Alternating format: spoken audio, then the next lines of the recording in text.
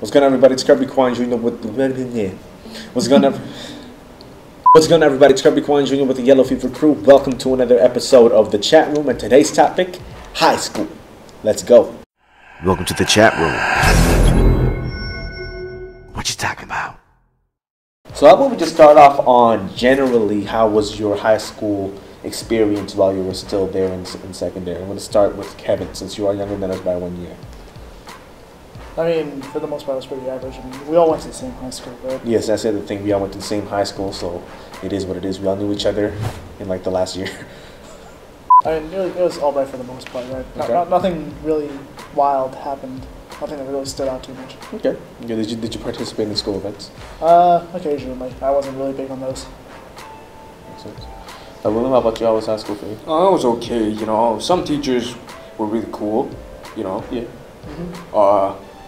Then there was students who were like, you know, there was the cool kids, too. But then there's just like the ones you just can't tolerate. You are one of them. You do realize Oh, that, yeah. right? Yeah. Well, hey, it's better than being deadbeat. Okay, fair enough. Yes. You know, we a lot of that. I never participated in any events, and I just didn't really care about it. You know, it's like the moment I left high school, I vowed to just never go back to that school. Fun fact: we're actually going to go visit our high school on this particular Friday, Yeah. the week that we're filming this. For me, though, it's like 2 minutes.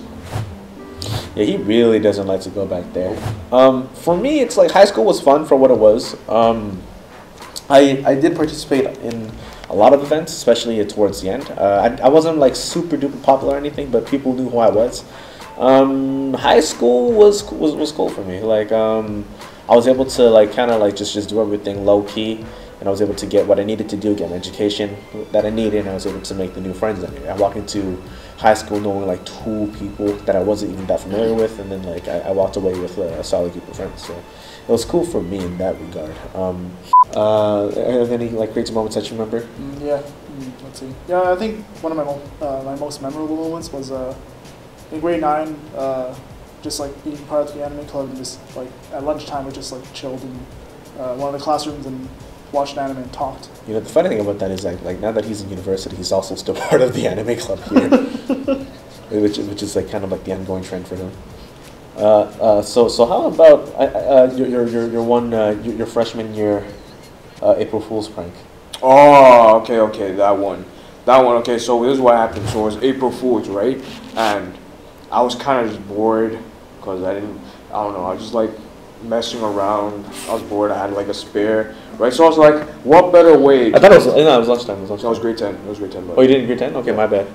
So I was like a spare. So I was like, what better way to get these idiots to get out of class?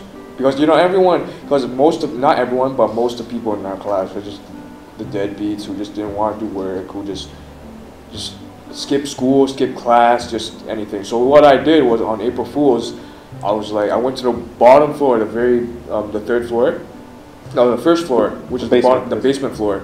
I put my hood on. I went to like one side of class. I ran. I was like, "There's a huge fight in the top floor. There's a huge fight in the top floor," and everyone just like ran outside and just went to the top floor. Then they realized that no one was fighting. There was no fight. Like I was just lying to them. I was just pulling some prank, like legit, just to get them to get out of their class. Like legit, this guy just walked around the whole school running around like, "You guys are scrap on the 3rd floor. There's a huge scrap on the 3rd floor. Man got murked up." He just like went crazy like on that day, and then basically no one was in class for like a solid like half an hour.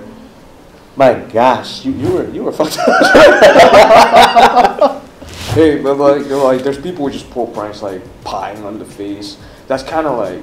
That's pretty harmful. That's kind of like personally destructive. Yeah. For me, that's like that. I'm not harming anyone. You know, those people go out. Those people don't care. Like you can tell just who doesn't give a shit about school. You know?